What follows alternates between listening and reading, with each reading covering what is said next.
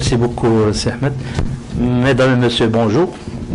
Tout d'abord, je tiens à remercier Ahmed pour m'avoir invité, et la Fondation, bien sûr.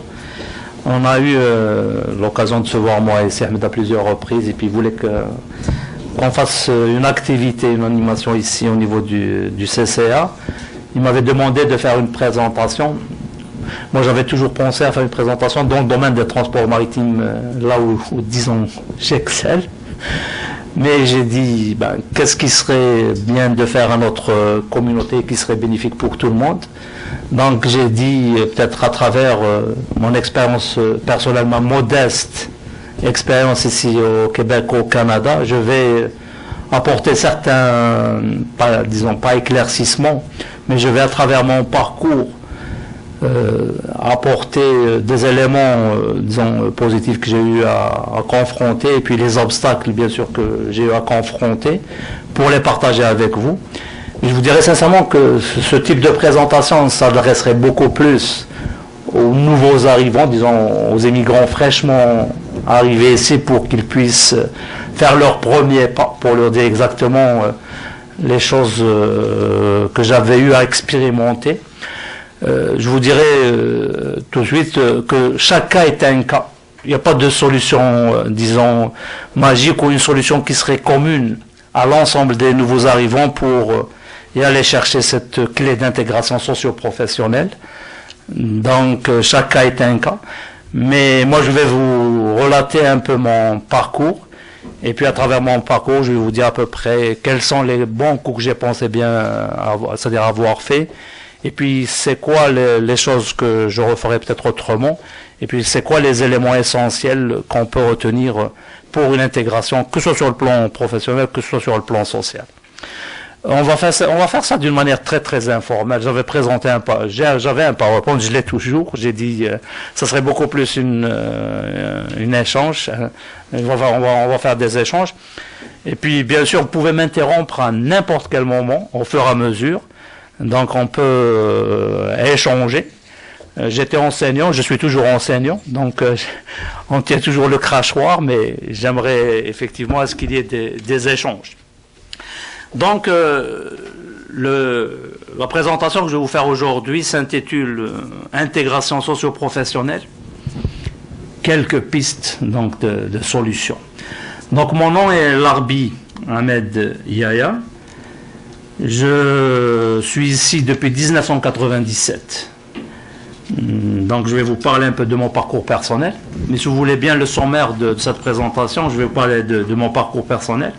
On va parler d'une manière générale des obstacles liés à l'intégration professionnelle, et je dirais même socio-professionnelle, parce qu'on va voir ensuite les obstacles d'ordre social. Et on va regarder c'est quoi les éléments essentiels à considérer donc à l'arrivée de la personne ici au Québec, tant sur le plan professionnel que social. Toujours en m'inspirant bien sûr de mon expérience personnelle, qui peut ne pas être l'expérience de chacun bien sûr. Puis on va finir par parler des différentes opportunités, et puis quels sont vraiment les éléments essentiels sur lesquels la personne doit se baser pour y aller donc essayer de trouver cette intégration. Mais aussi, ce mot intégration, je ne l'aime pas trop. Moi, je vous le dis en toute sincérité, parce que j'ai eu à parler, j'ai beaucoup d'amis maintenant depuis 17 ans, beaucoup d'amis québécois, et puis quand on entame ce sujet-là, moi j'ai changé mon mot intégration par mot partage. Je ne l'ai vraiment pas, disons, aboli de mon dictionnaire, mais je préfère parler de partage que de mot intégration. Par rapport à mon parcours personnel, moi j'avais travaillé déjà un bon nombre d'années d'études en Algérie. J'étais spécialisé dans le domaine des transports maritimes. J'étais officier dans la marine marchande, mais pour un certain nombre d'années. Ensuite, j'ai été faire l'équivalent d'un baccalauréat en transport maritime en Algérie. J'ai été faire une maîtrise en Suède en transport maritime. Je suis revenu en Algérie après ma maîtrise en Suède. J'ai travaillé à l'Institut maritime d'Alger pendant plusieurs années, avant de décider en 1997 de lever les voiles et puis de venir au Québec. J'étais venu donc tout seul au départ. J'ai vécu ce que vivent et ce que vivront la majorité des nouveaux arrivants. J'arrive ici. La question fondamentale, l'élément numéro 1, que j'avais pas, et puis que je demande à toutes les personnes qui sont là ou bien qui vont arriver, ça s'appelle information, l'information. J'avais pas d'information, que ce soit sur le pays, sur la province du Québec, ni sur le plan des opportunités dans le domaine des transports maritimes. Donc je suis venu ici, comme chacun de nous le sait, la première année, la deuxième année, c'est des années d'acclimatation. Que ce soit sur le plan climatologique ou sur le plan socio-professionnel et de relationnel et tout là. Donc je suis arrivé ici, le domaine maritime au Québec, c'est quoi? Au départ, j'étais venu, je me suis inscrit pour étudier, faire des études supérieures au niveau de l'université McGill, j'ai été accepté, mais pour des raisons personnelles et puis familiales, j'ai dit non, il faut que j'aille trouver du travail. Donc la première année, qu'est-ce que j'ai fait ici? C'est y aller faire des cours au niveau des clés, chercher comment faire un CV, et ensuite y aller faire les petits jobs. J'ai fait du télémarketing comme tout le monde. J'ai travaillé à vendre des lignes téléphoniques, et puis j'ai pas mal d'anecdotes par rapport à... On peut passer du temps rien qu'à vous parler d'anecdotes quand je faisais ces petits jobs-là. J'aime ça faire des jobs, comme on dit en bon québécois, on peut passer du temps là-dessus. Mais ceci dit, moi j'ai fait plus de 15 ans, plus de 20 ans pratiquement dans le domaine des transports maritimes, il faudrait que je fasse quelque chose. Je rencontrais des amis, mais il n'y avait pas beaucoup de monde qui connaissait ce domaine. J'avais rencontré des amis qui étaient spécialisés en informatique, et en 97-98, c'était le boom informatique, c'était l'avènement de l'an 2000, et c'est tout le monde l'informatique. J'ai dit, ouais, moi aussi je vais faire informatique. J'ai fait un examen, on était 500 personnes au cégep Saint-Laurent. Je me suis assis le premier jour pour faire une AEC, une attestation d'études collégiales en gestion de réseau. J'arrive là-bas, il y avait des jeunes, mais j'ai dit, même si j'obtiens mon AEC, moi qui ai néophyte en informatique, je n'avais pas ouvert un ordinateur quand j'étais en Algérie. Comment vais-je trouver un emploi tout en faisant cette formation? C'était un ami à moi qui travaille actuellement chez Télé-Québec, qui est le VP dans le domaine informatique, qui a étudié avec moi en Algérie, qui m'avait dit, tu peux faire ça. Non, j'ai dit non. J'ai dit, il faudrait que je fasse le domaine maritime. J'ai fait quelques entrevues ici au niveau des entreprises maritimes. L'industrie maritime, elle est petite, disons ici, considérablement à l'industrie maritime dans d'autres pays. Ici, à Montréal, le domaine maritime, c'était comme très fermé. J'ai fait quelques entrevues. La meilleure entrevue que j'ai faite, on était 60. J'ai été arrivé en finale avec une Québécoise, mais elle avait l'expérience canadienne. Elle a pris le travail. Je dis, c'est pas possible. Même au niveau de donc une année et demie, j'avais pas trouvé quoi faire. Mais j'ai cherché où est le domaine maritime. Et j'ai cru comprendre qu'à Rimouski, il y a ce qu'on appelle la technopole maritime, il y a 600 experts maritimes. J'ai dit, c'est là-bas, mon avenir. J'ai pris mes clics et mes claques et je suis parti à Rimouski. Je suis parti à l'Université de Québec à Rimouski. J'ai trouvé un emploi comme chargé de projet dans le domaine de la gestion des ressources maritimes. Il y avait l'Institut maritime. J'ai été voir les gens là-bas. C'était un enseignant que j'avais connu là, au niveau de l'université. Il m'a dit, on a un petit projet pour développer un programme de formation pour les forces armées canadiennes. J'ai dit, ouais. Il dit, est-ce que tu serais intéressé à développer ce programme de formation? J'ai dit, ouais. Je l'ai développé. Il m'a donné un contrat de 20 heures, je pense. Et depuis ce jour, jusqu'à aujourd'hui, je suis au niveau de cet institut maritime. Donc, c'était vraiment le déclic. La première porte, c'est que je suis tombé en région, dans le milieu maritime, avec une personne qui m'a ouvert la porte. Mais je peux vous dire toujours, j'ai toujours dit aux collègues et puis aux amis que j'ai rencontrés par la suite, le problème c'est ouvrir la première porte. Et je peux vous dire une chose, quand on ouvre la première porte, généralement les autres portes s'ouvrent. C'est pas toujours le cas, mais la plupart c'est-à-dire des gens que j'ai connus, que j'ai côtoyés, quand on trouve le premier travail, on se fait son milieu, et puis les autres portes donc s'ouvrent. Ceci dit, la première question qu'on se pose quand on arrive ici, est-ce qu'on va aller chercher un travail? Est-ce qu'on va étudier? Est-ce qu'on va se reconvertir? C'est toutes des questionnements. Et je ne vous cache pas que 5 fois, j'ai été pour m'acheter mon billet d'avion pour retourner les premières années. Mais ce que je peux vous dire, c'est qu'il faut rester avec les gens très positifs. Ce sont eux qui vont vous... il faut vraiment s'entourer de gens positifs qui vous disent « Ok, vous allez réussir ». Parce que si, des fois, la lassitude, vous vous trouvez avec je dirais pas de mauvaises personnes, mais des personnes qui n'ont pas peut-être trouvé la clé et puis ils vous disent non, écoutez, là, il n'y a rien à faire, c'est quoi que vous faites ici, vous perdez votre temps. Il y a toujours des solutions, donc il faut toujours rester positif et puis croire en ses qualifications, en ses compétences, parce que je vais revenir par rapport aux qualifications et compétences. Je peux vous le dire dès à présent, le système de formation qui est en Algérie, au Maroc, en Tunisie, c'est un système de formation qui est vraiment excellent par rapport aux opportunités de travail ici. Mais je vous dirai c'est quoi les points forts, les points faibles de notre système d'enseignement, parce qu'il se base sur ce qu'on appelle l'approche conceptuelle, alors qu'ici c'est l'approche par compétence. Je vais vous expliquer un peu la relation et puis qu'est-ce qu'on devrait faire pour que notre système d'enseignement puisse s'adapter donc aux opportunités qu'il y a ici. Généralement, quels sont les obstacles auquel peut être confrontée une personne quand elle arrive ici pour aller chercher un emploi? Moi, je m'inspire beaucoup plus du domaine des transports maritimes. L'industrie maritime, c'est un domaine que je connais très bien, donc j'ai travaillé ici, donc je connais c'est quoi les points forts, les points faibles de cette industrie, et quels sont les obstacles auxquels risque d'être confronté un nouvel arrivant. Mais je vous dirais que les problèmes sont plus ou moins similaires pour les autres industries.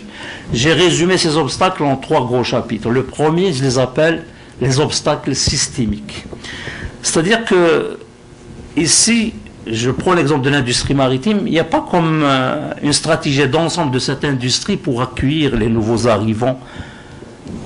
Même s'il y a une pénurie alarmante au niveau des transports maritimes, surtout au niveau du personnel navigant ici, mais l'industrie ne fait rien en quelque sorte pour y aller chercher donc ces nouveaux arrivants ou bien les informer pour dire écoutez, il y a des postes de travail au niveau de l'industrie maritime.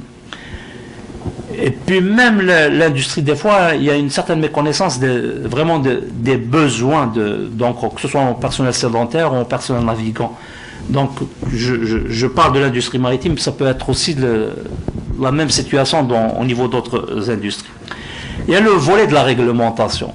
Au niveau de l'industrie maritime, je vous dirais que c'est un domaine qui est très réglementé. Et là, quand il y a une personne qui vient, par exemple, d'un autre pays pour avoir accès à un emploi ici, il y a tout un processus réglementaire qui doit suivre. Même si ce sont des normes internationales que tous les pays, auxquelles tous les pays doivent obéir, il n'en demeure pas moins qu'il y a une réglementation qui est spécifique à la marine marchande ici canadienne ou à l'industrie maritime canadienne. Donc ça crée comme un obstacle par rapport à l'intégration d'une personne qui vient d'un autre pays avec une autre formation. Donc c'est le même cas à peu près pour les ordres. Vous avez, quand vous venez, vous êtes ingénieur, vous êtes médecin, et puis vous êtes confronté donc aux règles de l'ordre ici. L'autre chose, c'est que le bassin des migrants est méconnu. C'est que ces industries, ces institutions, qu'elles soient publiques, parapubliques ou entreprises, ne connaissent pas.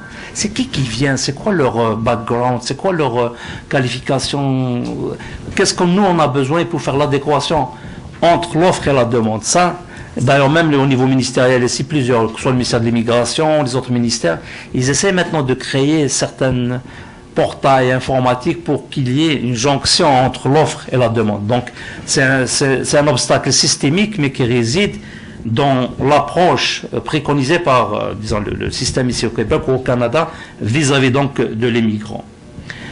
L'information préalable à l'immigration méconnue.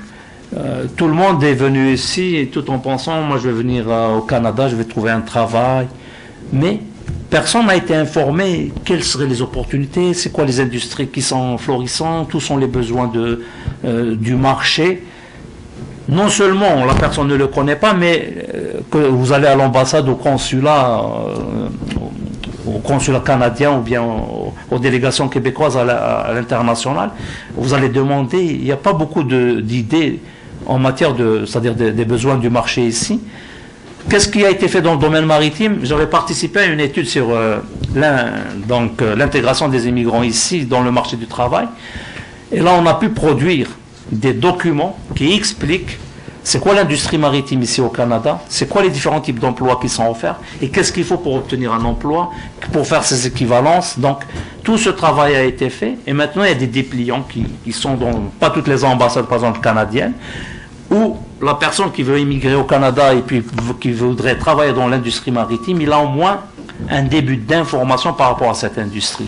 Mais c'est suite à un travail qui a été fait par un groupe de travail ici des migrants issus du domaine maritime avec ce qu'on appelle le comité sectoriel de la main-d'œuvre maritime. Donc on a pu produire donc ces documents. Les obstacles au niveau de l'industrie. Je parle toujours en référence à l'industrie maritime, mais ça peut être les mêmes préoccupations au niveau d'autres industries. Les règles et pratiques de recrutement, des fois, sont complexes. Parce que je prends une compagnie maritime qui voudrait recruter, elles ont leurs propres règles de recrutement. Parce que bien sûr, il y a ce niveau de formation, le niveau d'ordre réglementaire, le niveau de brevet. Quand vous allez embarquer à bord d'un navire, il faudrait avoir les diplômes requis, les certificats requis, les exigences de Transport Canada. Donc c'est un peu compliqué pour ces entreprises donc de les recevoir. Il y a les pratiques d'accueil. Vous allez poser les questions aux entreprises qui utilisent les immigrants. Il y a eu une enquête qui a été faite dans le domaine donc, de l'industrie maritime par rapport aux immigrants. Il n'y a pas vraiment... je dirais pas que des fois on dit que les immigrants vous demandez trop, vous demandez à ce que vous ayez vos propres pratiques d'accueil, il faut que vous soyez aiguillés et tout. Mais quand même, il doit y avoir comme un système d'accueil, que ce soit pour une personne québécoise ou bien immigrante, qu'on lui explique à peu près c'est quoi les pratiques de l'entreprise et puis comment elle doit s'intégrer dans cette entreprise, peut-être avec un accent particulier pour les immigrants qui ne connaissent pas que ce soit les procédures de travail ici, que ce soit la politique de l'entreprise, donc un peu plus d'efforts à ce sujet. Et puis il y a la fameuse question de préjugés. Vous savez, ça c'est un débat où je ne vais pas embarquer là-dedans parce qu'on peut ne pas s'en sortir. Cette notion de préjugés qui est des deux côtés, que ce soit au niveau de l'entreprise ou de l'industrie, mais aussi chez la personne. Donc là, il faudrait faire d'une certaine manière à lever ces préjugés, que ce soit chez l'individu ou bien chez l'entreprise ou bien chez l'industrie. Le nouvel arrivant, quand il vient ici, difficulté à accéder à la bonne information. Donc c'est la question clé. On arrive et on ne sait pas à qui s'adresser, où s'adresser. Le CCA, il fait un excellent travail, je sais, par rapport à cette question d'information. Et d'ailleurs, ce que je vais proposer à la fin, c'est qu'au niveau de la fondation, au niveau du CCA, peut-être qu'il faudrait avoir comme une sorte de conseil d'orientation. Moi, personnellement, je peux être bénévole, et puis toutes les personnes qui veulent travailler dans l'industrie maritime ou qui viennent dans l'industrie maritime, moi, je peux vous donner mon nom, mes coordonnées, et ça me fera énormément plaisir de recevoir des questionnements par rapport au domaine de l'industrie maritime pour aiguiller les gens. Je le fais d'une manière systématique, mais quand les gens me contactent, j'essaie de faire de mon mieux pour les orienter, pour leur dire c'est quoi les démarches à faire, que ce soit pour avoir l'équivalence de leur diplôme, et puis je leur montre les écoles où ils doivent étudier, s'ils doivent étudier, les industries, l'industrie, les entreprises. Donc ça serait bien peut-être de penser, après ça existe peut-être, quelqu'un qui est spécialiste dans le domaine de l'agroalimentaire, quelqu'un qui est spécialiste dans le domaine de l'informatique, et quelqu'un qui travaille dans des institutions publiques, parapubliques, parce que là, les règles sont différentes pour trouver un emploi, que ce soit au niveau provincial ou au niveau fédéral, au niveau gouvernemental. Il y a tout un processus à suivre. Où est-ce qu'il faut s'inscrire? Les examens à passer pour être dans la base de données, les offres d'emploi au niveau gouvernemental. Et puis je vous dirais que pour les minorités visibles, il y a vraiment actuellement, c'est pas un privilège, mais il y a quand même, on les considère d'une certaine manière au niveau des institutions publiques. Mais il y a une méthodologie, une approche là à suivre. Donc si au niveau du CCA, au niveau de la fondation, il y aurait des personnes clés, ressources, qu'on peut contacter, dire ok, moi je viens d'un certain domaine et puis c'est quoi que je dois faire pour intégrer ce domaine. Donc je vous dis que moi personnellement je suis très très ouvert pour l'industrie maritime à apporter ma modeste contribution. Mes connaissances de la culture de l'industrie et des entreprises.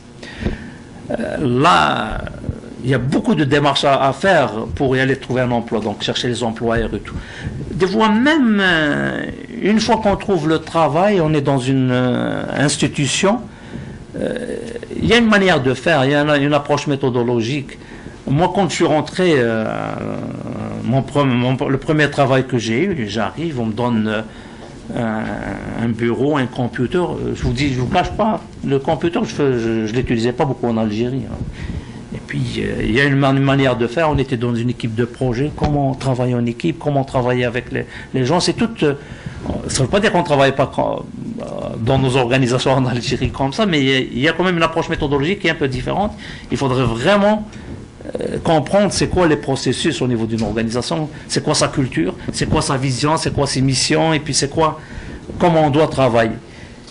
Et l'attitude, ça c'est très très très très important. Toute la notion d'entre-gens, ça c'est un élément sur lequel je vais revenir tout à l'heure.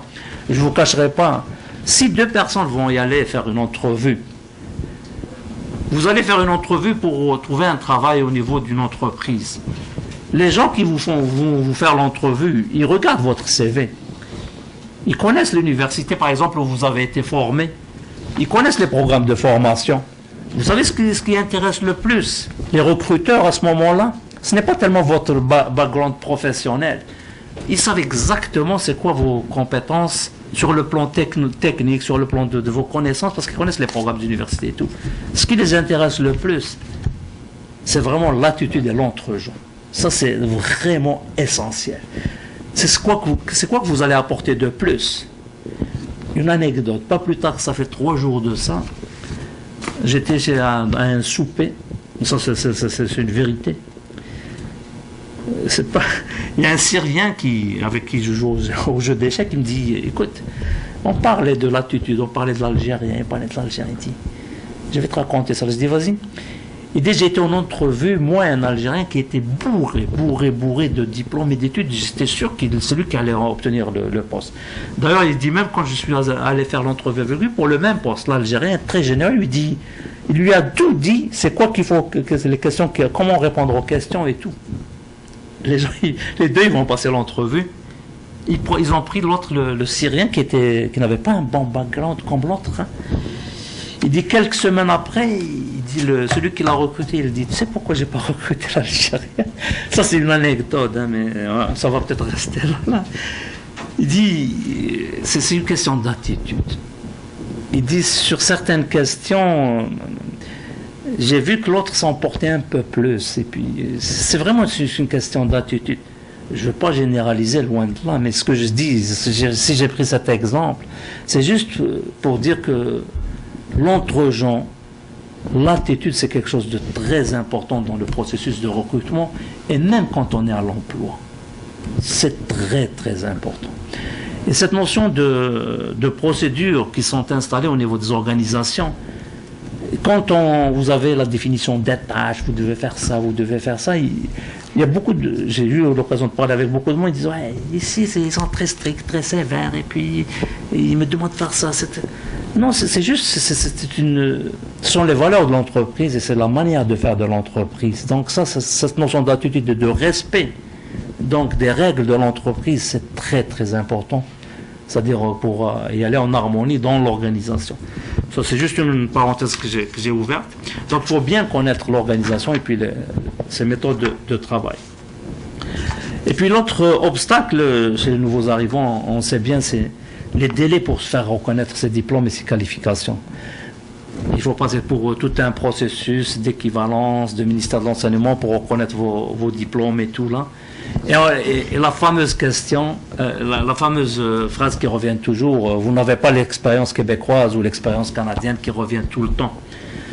Juste pour votre information, j'ai eu une bonne nouvelle la semaine passée. La Chambre de commerce de Montréal, pour les nouveaux arrivants, elle fait des recrutements, c'est-à-dire elle ramasse des CV des nouveaux arrivants. Et à chaque mois, ils ont une thématique. Ce mois, c'est le mois de la construction. Ils ramassent les CV donc des nouveaux arrivants qui vont placer au niveau des entreprises pour faire des stages de 4 semaines qui ne sont pas rémunérés, mais c'est juste pour apprendre aux nouveaux arrivants la culture de l'organisation et puis la manière de travailler donc de cette entreprise ou de ces entreprises. Donc c'est toujours bien pour quelqu'un qui arrive, qui dépose son CV, pour y aller faire un stage au niveau donc d'une organisation, d'une entreprise, pour connaître au moins c'est quoi disons les règles, les procédures et puis la culture de l'entreprise. Et l'autre élément maintenant par rapport au manque d'informations, comme je dis, il faudrait, bien sûr, c'est la question qui revient: à qui dois-je m'adresser quand j'arrive? Il y a les clés, il y a l'emploi Québec, donc ça, il faudrait, comme je dis, peut-être à travers le CCA ou à travers la fondation, essayer d'être un point focal. C'est un peu trop demandé, il faut trouver des bénévoles aussi pour le faire, là, pour essayer d'orienter les personnes quand elles viennent faire leur premier pas ici. Maintenant, quand quelqu'un arrive, les premiers pas qu'il fait, bien sûr, il y a le côté volet administratif, l'immigration qu'il doit régler et tout. Et avant d'y aller chercher un emploi, avant de postuler, il est, à mon avis, essentiel si par exemple on est ingénieur dans le domaine informatique, ou bien on était gestionnaire, ou bien on vient, ça dépend aussi, j'ai pas dit ça dépend de l'âge de la personne, ça dépend de son expérience professionnelle déjà auparavant, ça dépend de sa condition familiale, est-ce que la personne est mariée, elle a des enfants, donc ça c'est des éléments qui rentrent bien sûr en ligne de compte par rapport au choix à faire, ou bien y aller aux études, ou bien y aller directement postuler. J'ai pas les statistiques, mais je peux vous dire une chose, c'est que peut-être 90% des personnes que j'ai rencontrées qui sont à l'emploi maintenant, 90% sont passées par un processus de formation. Que ce soit des formations de courte durée, moyenne durée ou longue durée, ou une réinsertion carrément, c'est-à-dire un changement c'est-à-dire de filière en allant étudier, mais 90% des gens que j'ai rencontrés jusqu'à date sont passés par un processus de formation. Soit des formations d'appoint, soit des formations au niveau universitaire, soit au niveau maîtrise, même au niveau doctoral. Combien de docteurs que j'ai connus qui sont venus ici, qui sont allés refaire un bac? Maintenant, ces gens-là ne se plaignent pas. Ils ont refait leur bac, ils travaillent dans des entreprises, ils sont très très bien. Dans le domaine maritime, l'étude là qu'on avait faite, on a interviewé à peu près une soixantaine de nouveaux arrivants. Sur les 60 qui sont passés par un processus de reconnaissance de leur brevet, ce qu'on appelle le brevet maritime, c'est-à-dire les licences pour aller conduire un navire, minimum, ces personnes ont passé 2 ans pour y aller chercher les équivalences canadiennes et les brevets canadiens. C'est géré par Transport Canada, le domaine maritime, c'est du ressort fédéral. Et ces personnes-là, la dernière est pratiquement à un poste de cadre supérieur, que ce soit au niveau des entreprises, au niveau des institutions telles que Transport Canada ou la garde côtière canadienne. Donc c'est tous des gens qui ont réussi. Mais ils ont passé deux années minimum à y aller s'asseoir pour refaire leurs examens chez Transport Canada. Donc ils ont fait 2 années et puis sont allés donc retrouver un poste sans aucun problème. Ma femme, par exemple, elle est dentiste en Algérie. Quand on est arrivé ici, à l'université, c'était fermé.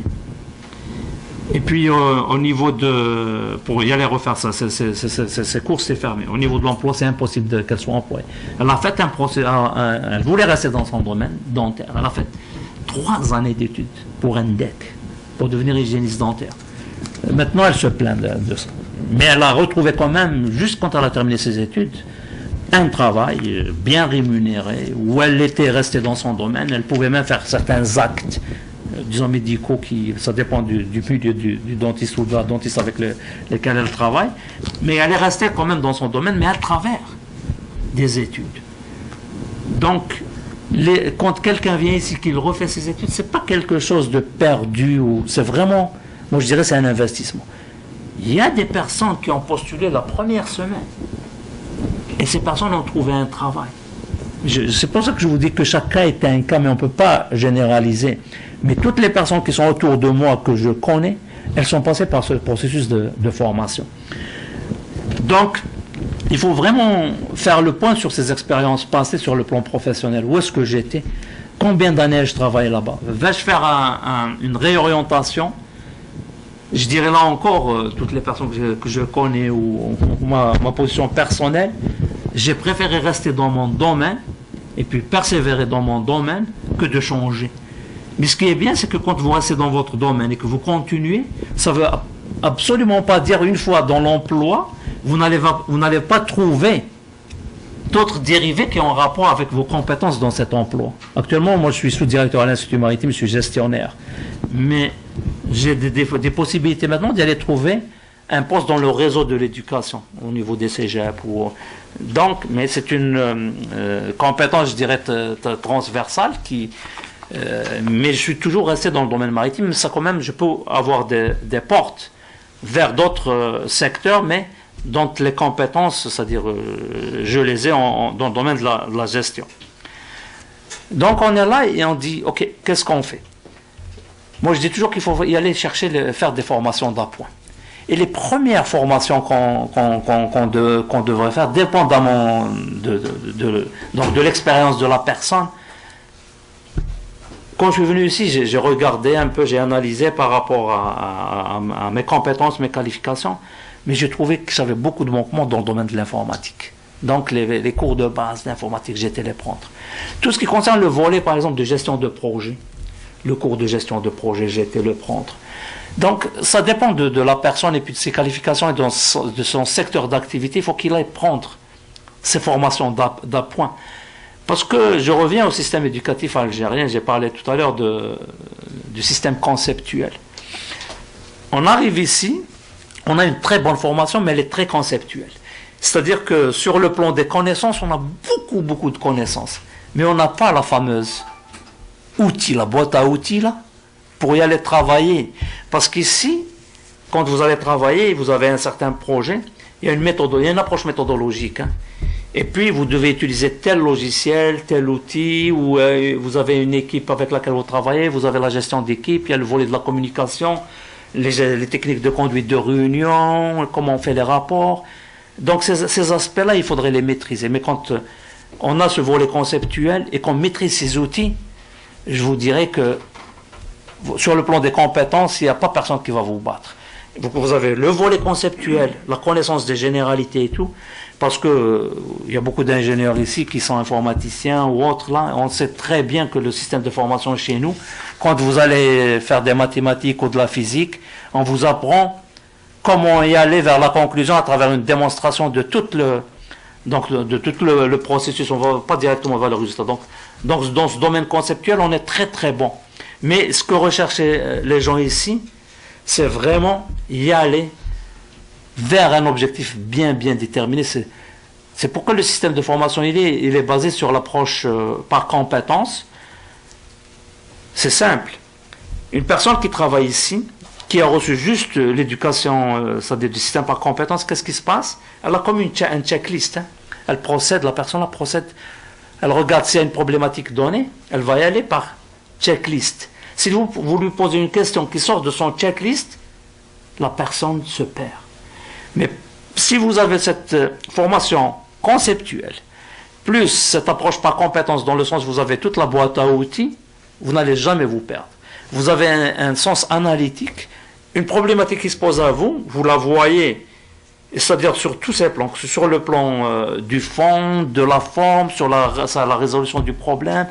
Donc votre manière de penser vers comment solutionner la problématique que vous avez, elle se fait très bien, parce que vous avez et les outils, et vous avez cette connaissance générale. Est-ce que le fait de sortir de Montréal a contribué à votre intégration, au partage, comme vous le dites, à l'extérieur? Parce qu'il n'y a pas une part de responsabilité pour que les gens qui veulent rester uniquement ici?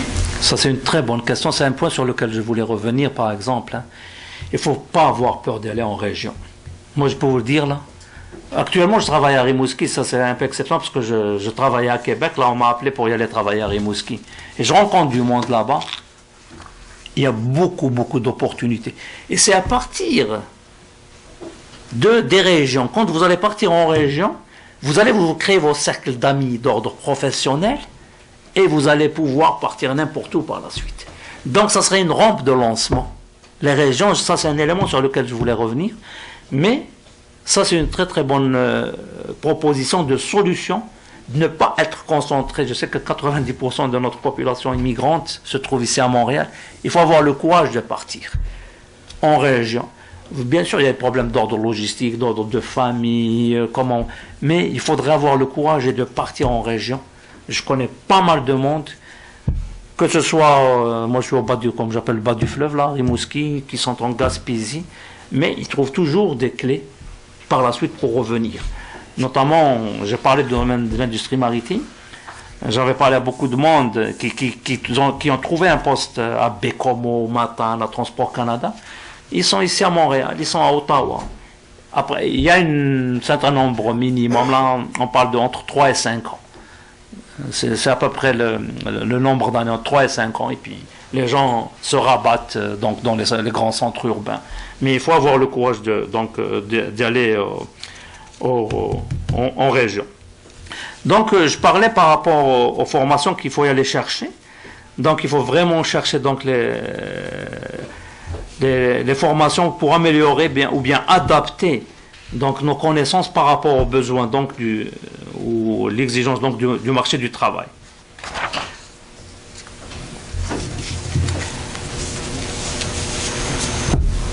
Les autres questions qu'on se pose aussi, justement, comment faire pour y aller trouver un travail dans les institutions publiques, parapubliques ou bien entreprises privées, la localisation géographique. Donc, par rapport à la localisation géographique, j'ai un peu répondu, mais moi, quand je suis parti à Rimouski, il y avait une association qui s'appelait Bas-Saint-Laurent-le-Monde, qui, elle, venait recruter des émigrants dans les grands centres, notamment à Montréal. Donc, on était une quinzaine de personnes, il y avait des Belges, des Français, des Algériens.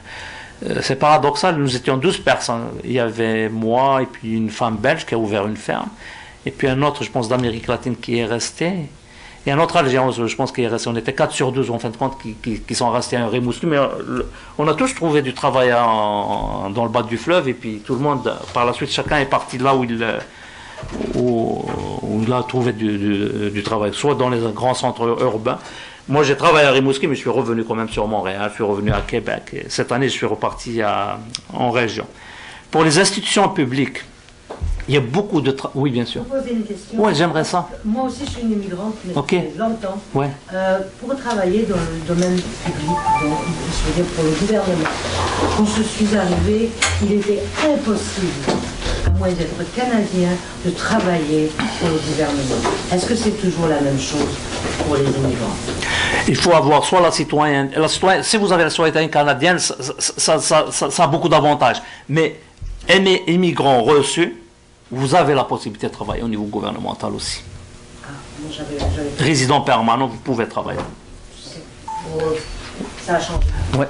Parce que certaines fonctions ici, on a eu l'occasion d'avoir quelqu'un des États-Unis qui avait la nationalité américaine, mais pour un poste au niveau d'une institution publique, on l'a accepté parce que le poste pour lequel on recherchait cette compétence n'existait pas ici. Donc, des fois, ils peuvent contourner, c'est-à-dire accepter quelqu'un, sauf si on ne trouve pas de compétences donc, équivalentes ici au Québec ou au Canada. Mais comme a dit Ahmed, c'est vrai que pour le fédéral, on demande la citoyenneté. Est-ce qu'ils donnent aussi priorité aux Québécois ou aux Canadiens avant les immigrants? Je vous dirais, actuellement, je suis en processus pour un poste au niveau fédéral. Je vous dirais, c'est les compétences qui comptent. C'est vraiment les qualifications et les compétences. Et puis, des fois, on encourage un peu, disons, les minorités visibles. Et il y a comme deux éléments qu'on retient pour votre deux interventions. La première, c'est ne pas avoir peur d'y aller en région. Et puis, ce serait comme une clé. Et la deuxième, c'est que même si on vous donne un poste de travail pour quelques jours, pour quelques heures, là, surtout quand il s'agit d'une institution publique, il ne faut jamais le refuser. Parce que, en fin de compte, le problème numéro un, c'est quoi? C'est cette première porte. C'est tout le temps, c'est cette première porte. Dès qu'on ouvre la première porte, là, ça ne veut pas dire que c'est systématique, ça s'applique à 100% des cas, mais c'est une réalité. C'est quand on ouvre la première porte, les autres portes s'ouvrent. Surtout au niveau des institutions publiques fédérales, d'autant plus qu'il y a beaucoup d'annonces qui se font à l'interne. Et qu'est-ce qui se passe? Il n'y a pas une seule personne que je connais au niveau fédéral qui est restée plus de 1-2 années dans un même poste. C'est tout le temps des changements de poste et puis ils montent en échelon. Effectivement, au niveau de, il y a Emploi Canada, là, quand on remplit la première inscription, là, il y a une panoplie de questions. Ça ne vous n'empêche pas de mettre votre CV à la fin, parce qu'il y a une possibilité de mettre l'ensemble de votre CV.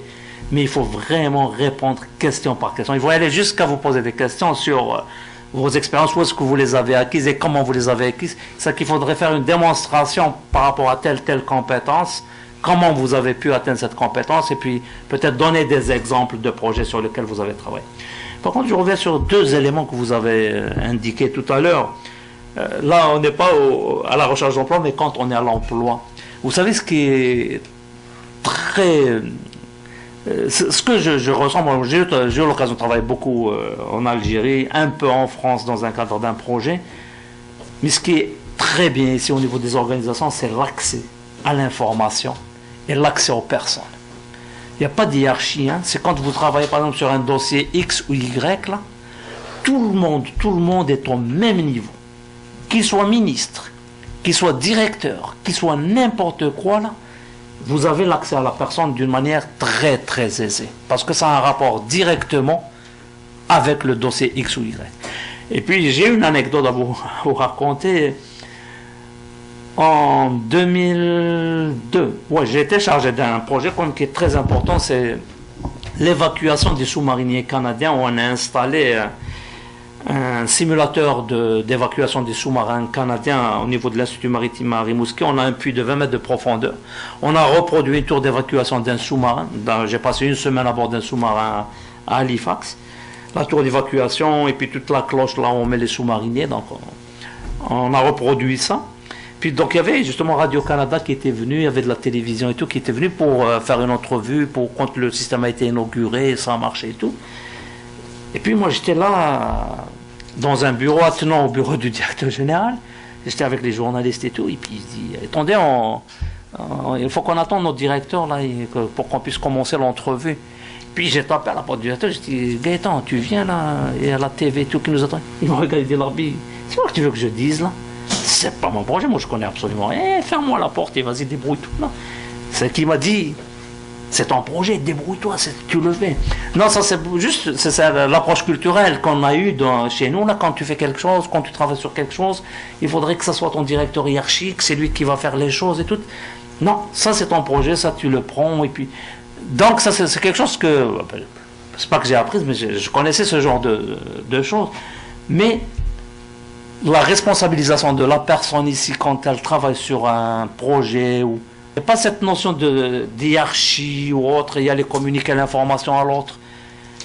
Mais par contre, quand je parlais d'accès à l'information, vous avez besoin de n'importe quelle information au niveau d'une institution publique, au niveau d'une administration, au niveau d'une entreprise, au niveau d'une personne. Quand vous travaillez sur un projet, vous avez toute l'information. Je ne parle pas de l'information qui peut être publique, vous allez trouver sur le site internet, sur des sites internet ou autres. C'est l'accès aux personnes pour obtenir cette information, vous allez l'obtenir. Donc ça, c'est vraiment quelque chose de... Oui, un diapo où je parlais de réseautage. LinkedIn, c'est un réseau extraordinaire. Moi, je suis dans plusieurs forums dans LinkedIn qui concernent vraiment le domaine des transports maritimes. Pas plus tard qu'hier, j'ai reçu un rapport. Et ce rapport-là, on ne peut pas le trouver n'importe où. C'est un rapport qui vous donne l'état de la situation de la propulsion des navires par le gaz naturel. C'est vraiment la nouvelle tendance pour certains types de navires. On met comme système de propulsion le gaz naturel, mais un rapport complet sur l'état de situation en Amérique du Nord et puis les nouveaux développements qu'il va y avoir dans les prochaines années.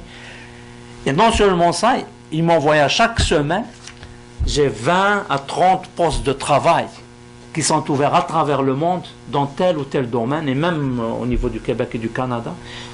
Toutes les offres d'emploi qui ont un rapport avec mon CV, je les ai là-dedans.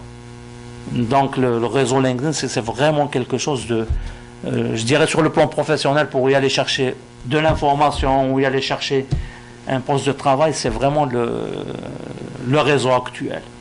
Je vais revenir tout à l'heure quand je vais parler de réseautage. Donc, j'avais dit que, si je résume ce que j'ai dit par rapport au côté qualification, études, et puis l'approche par compétence ici, et puis l'approche conceptuelle que nous avons, Le marché du travail canadien, lui, il vise vraiment un recrutement qui a une approche qui est beaucoup plus orientée vers les compétences. Moi, j'aime faire des anecdotes. Dernièrement, j'ai voyagé, ça fait un peu quelques années, je dirais 3 ou 4 ans, je venais d'Algérie, puis comme par hasard, il y avait l'ambassadeur du Canada, pas Madame Desrivières, c'est celui qui était avant Madame Desrivières, qui était le... je ne me souviens plus de son nom. Mais on a voyagé pendant 6 ou 7 heures, on parlait. Puis à la fin, je lui posais la question, je dis, dites-moi sincèrement, c'est quoi votre feeling? Si vous devez résumer votre 3 années et demie en Algérie, qu'est-ce que vous en pensez et tout? Il me dit, je vais vous la résumer en une phrase, en une anecdote. Je dis oui. Il dit, un jour, j'ai pris mon véhicule, j'ai été voir un mécanicien. Je lui ai déposé le véhicule le matin. Il dit, le mécanicien, pas de problème, vous venez à telle heure le soir, vous allez la récupérer, votre voiture. Il dit, je vais le soir, je pensais payer, puis démarrer ma voiture, revenir. Mais il dit... Le mécanicien me dit, monsieur l'ambassadeur, je m'excuse, mais j'ai pas réparé votre véhicule. Ah oui. Et puis le mécanicien commençait à lui parler de la thermodynamique, et puis de le volet de la mécanique, et puis de l'électricité, de l'électronique du véhicule pendant pratiquement 2 heures. Lui, il m'a décrit tout le côté vraiment de l'engineering là, c'est plus qu'un ingénieur. J'ai dit, monsieur, moi c'est pas ça que je cherche. Je voulais juste démarrer ma voiture et repartir. C'est juste pour vous parler de l'approche conceptuelle et l'approche par compétence et puis l'atteinte des objectifs. Il m'a résumé ça, il a dit c'est ça. Donc, tout le volet conceptuel, c'est vraiment bien beau. Mais si tu n'as pas l'outil pour fournir la marchandise, comme on dit, et puis par cette notion d'approche par compétence, ça ne sert pas à grand-chose. Donc c'est pour ça que nous, quand on vient de chez nous, d'Algérie, on connaît pas mal de choses sur le plan théorique surtout, là, mais il faudrait qu'il y ait des applications d'ordre pratique à ça. Donc c'est pour ça que quand on vient, on va rechercher c'est quoi comme il nous faut, c'est quoi comme outil qu'il nous faut pour vraiment y aller trouver ce travail et puis le faire convenablement. Donc c'est ça que je voulais dire par rapport à cette approche orientée sur les compétences. Donc il y a aller donc chercher des cours dans le domaine. Je sais qu'ici vous faites pas mal de cours sur le plan de la gestion informatique, c'est pas mal de cours qui ont un rapport avec ces aspects-là. Et puis pour y aller chercher de l'emploi, là, il faut être prêt à effectuer beaucoup de démarches et puis de longue haleine auprès des employeurs. Et surtout, n'hésitez pas, moi, à Québec, de temps en temps, on a un stand dans les foires d'emploi et tout. Il y a des bus qui viennent de Montréal. Il y a certaines personnes là, qui sont vraiment, qui vont voir ces stands-là. N'hésitez pas, bien sûr, à aller voir ces possibilités-là, toutes les expositions qu'il y a en matière de recherche d'emploi. Ça, c'est un élément. Donc, il faut connaître, je me redis un peu, les connaissances du secteur. Moi, je vous parlais du domaine maritime parce que quand vous venez ici, dans le domaine maritime, il y a des navires, il y a des entreprises, il y a le régulateur qui est Transport Canada, il y a les organismes de transport privé qui sont donc les compagnies de transport maritime, il y a les entreprises publiques et parapubliques, je parle de la garde côtière, la voie maritime. Donc toutes ces entreprises, elles recrutent, mais il faut juste savoir qu'est-ce qu'elles demandent pour que vous soyez recruté. Les gens, ils viennent, ils ont un diplôme, par exemple, un brevet de capitaine. Vous savez combien de marins qu'il y a ici à Québec, à Montréal, là? Des gens que j'ai enseignés moi-même, là, qui sont venus. Je parle de 50 à 60 étudiants qui ont étudié dans le domaine maritime. Pour certains, peut-être qu'ils sont officiers, qui malheureusement, là, se retrouvent, pas la plupart, mais la méconnaissance donc, du milieu maritime, et ils font autre chose. Mais s'ils avaient, par exemple, fait leur équivalence, s'ils avaient présenté leur brevet à Transport Canada, ils auraient pu quand même trouver un travail. Donc c'est vraiment la connaissance donc, du secteur. Donc il y a l'expérience de travail avant. Le sens de l'humour, l'entre-gens, ça c'est un élément qui revient à chaque fois. Il faut vraiment, sur le plan de l'attitude, là, que ce soit avant, pendant ou quand on travaille, là, cet élément, il est très, très recommandé au niveau des organisations. La formation d'appoint, l'attitude de la perception positive. Il faut vraiment avoir une attitude, une perception positive. Parce que du jour au lendemain, c'est-à-dire il peut y avoir des solutions pour cette intégration, qu'elle soit d'ordre social ou professionnel. Le réseautage. Vous le savez, tout le monde le dit, que plus de 80% des emplois se font par de bouche à oreille. Eh bien, c'est vrai. Moi, je suis au travail et puis je reçois pas mal d'appels. D'autres organisations me disent, Larbi, est-ce que tu ne connaîtrais pas quelqu'un là qui a des compétences X ou Y, on recherche quelqu'un là. Ça, c'est vraiment systématique. Hein. Si on veut recruter quelqu'un, si vous avez des connaissances, c'est-à-dire d'une personne avec laquelle vous avez travaillé, vous pouvez la recommander. Ici, recommander quelqu'un, c'est quelque chose de tout à fait normal. Mais il faut s'assurer que vous recommandez la personne qui a les bonnes qualifications. C'est pas passer les règles qui sont en application, non. Vous pouvez recommander quelqu'un, mais assurez-vous que la personne possède les bonnes qualifications, c'est la bonne personne que vous recommandez. Donc tout se fait, donc il y a beaucoup de choses qui sont par réseautage. Le bénévolat, il y a des personnes qui ont fait du bénévolat, ça c'est extraordinaire. La première fois que je suis venu ici, j'ai passé 1 année et demie, 2 années ici, je cherchais des emplois, mais je passais quand même 2 jours semaine à faire du bénévolat. Et ça m'a aidé énormément. Les gens peut-être pas y aller trouver un emploi, c'est-à-dire connaître le contexte social de la culture du pays, c'est quelque chose. On peut le faire à travers le bénévolat. Les activités de participation participer à des activités, qu'elles soient d'ordre sportif, culturel. Je vous dirais que le sport m'a beaucoup aidé. Moi, je suis coach de hockey. Depuis maintenant 8 ans, j'entraîne le hockey. Et je vous dis que j'ai entraîné le soccer et tout, là.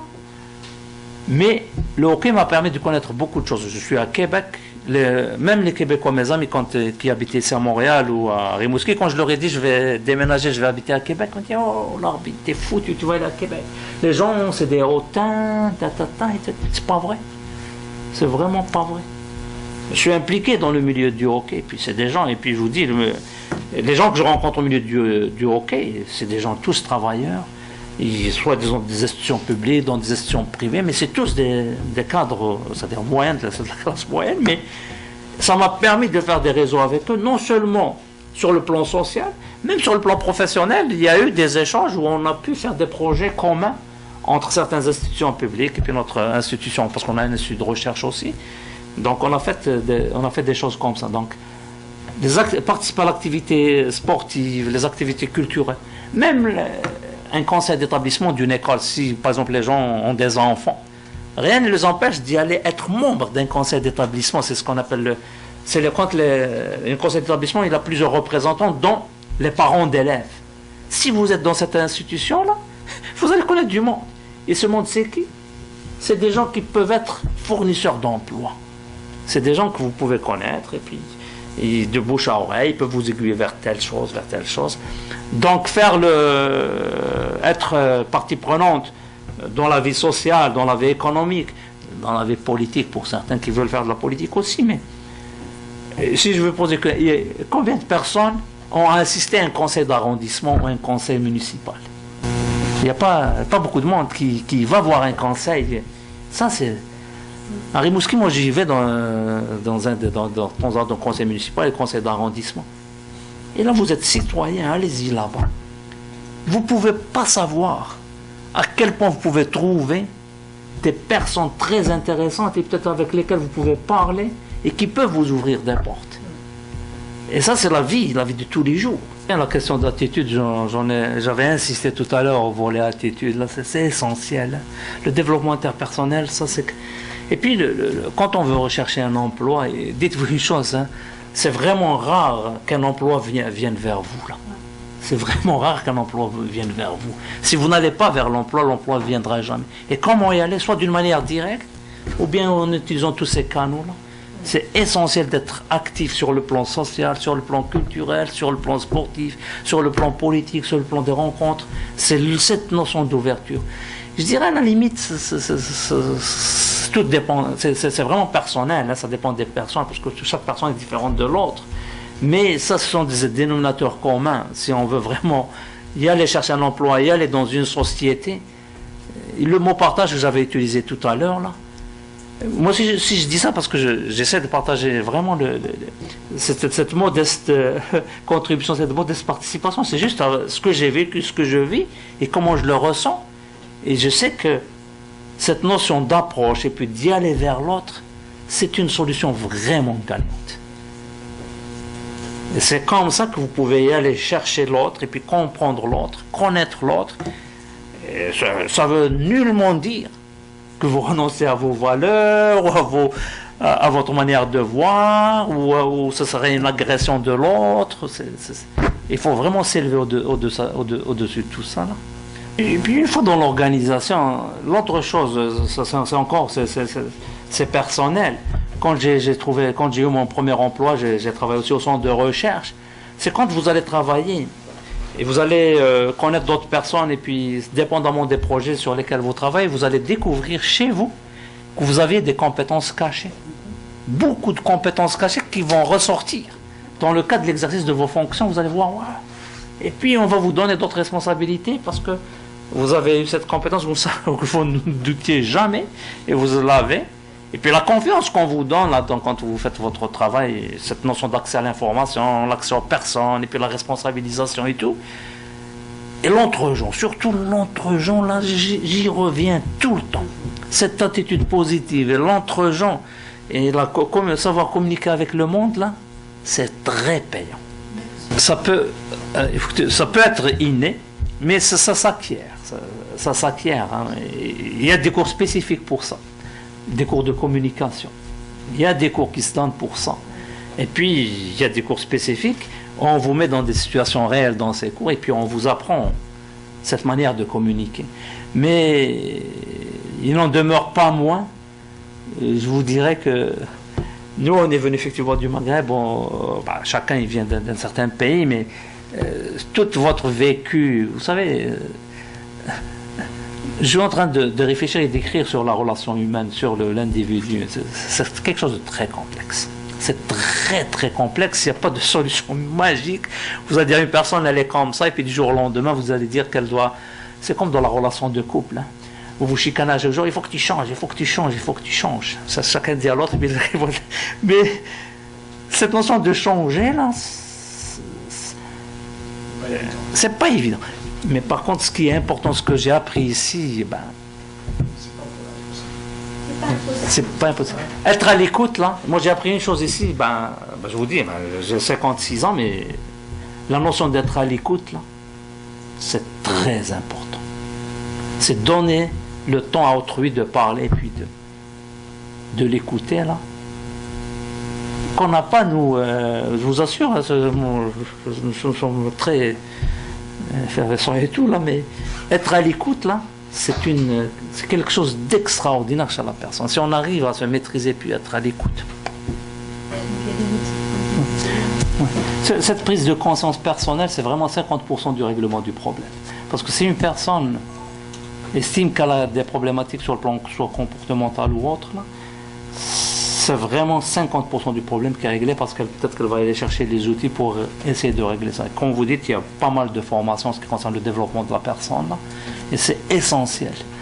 Essentiel pour la personne d'y aller dans le cadre de la recherche d'emploi, cette notion d'attitude positive. Là, c'est à travers cet élément-là qu'on peut vraiment... Parce que je vous dis, les qualifications, celui qui va vous faire l'entrevue, là, les qualifications, lui, il est connu. Il connaît les universités, il connaît tout ce que vous avez étudié et tout. Là. Il va voir ce côté-là, qu'est-ce que vous pouvez apporter comme plus à l'entreprise, à travers votre attitude, à travers cette entre-genre. Peut-être un autre point, peut-être qui serait le dernier, c'est par rapport, une fois à l'emploi, là, on a fait une étude donc, sur les émigrants au milieu, donc, dans le milieu de l'industrie maritime. Et voilà ce que nous disent les gens qui ont trouvé un emploi. Qu'est-ce qu'ils ressentent le plus dans les organisations?